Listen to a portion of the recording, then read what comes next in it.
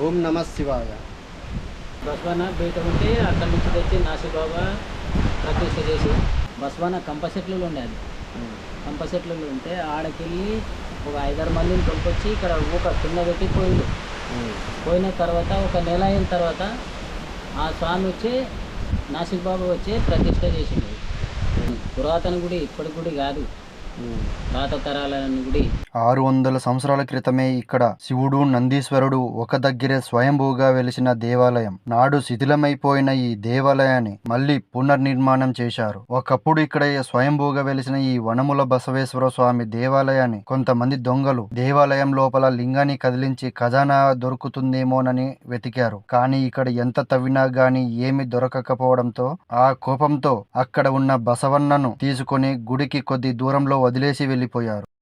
వదిలేసిన బసవన్న కొద్ది కొద్దిగా మట్టిలోకి కూరుకుపోయాడు. 7 సంవత్సరాల క్రితం గ్రామ ప్రజలకు మళ్లీ కంటపడ్డాడు. అక్కడి నుండి తీసుకువచ్చి నూతనంగా శివలింగాన్ని బసవన్నని ప్రతిష్ఠించి దేవాలయాన్ని నిర్మించారు. 2025 సంవత్సరం వరకు ప్రతి అమావాస్యకు చుట్టుపక్కల గ్రామాల ప్రజలు 100కి పైగా ఇక్కడికి చేరుకుని శివయ్యకు పూజలు చేసి ఇక్కడ అన్నదానం చేసేవారు. కానీ మళ్ళీ ఇంతలో ఏం జరిగిందో తెలియదు. కానీ అర్ధాంతరంగా ఈ శివయ్య దగ్గర అన్నదాన కార్యక్రమం ఆగిపోయింది. క్రమక్రమంగా ఇక్కడికి చేరుకునే భక్తుల సంఖ్య కూడా తగ్గుతూ వచ్చింది. ఇంతకు ముందు 100కు పైగా వచ్చే భక్తులు ఇప్పుడు 10 మంది కూడా సరిగ్గా రావడం లేదు. అసలు కారణం ఏమిటని ఎందరిని అడిగినా ఎవరి నోట కూడా చెప్పడం లేదు. ఇక్కడ వంటగది బోసిపోయింది. గుడి చుట్టూ ప్రాంగణం మొత్తం ఎలా మారిపోయిందో చూడండి. ఇక్కడ ప్రస్తుతం మంచినీటి సౌకర్యం కూడా లేదు. కానీ ఇక్కడ ప్రతి సోమవారం, శనివారం, అమావాస్య, పౌర్ణమికి పూజ మాత్రం ఆగడం లేదు. మీకు నేను ఒక మాట మాత్రం చెప్పగలను. ఎక్కడో ఉన్న బసవన్నను తీసుకొచ్చారు, శివయ్యను కూడా ప్రతిష్ఠించారు,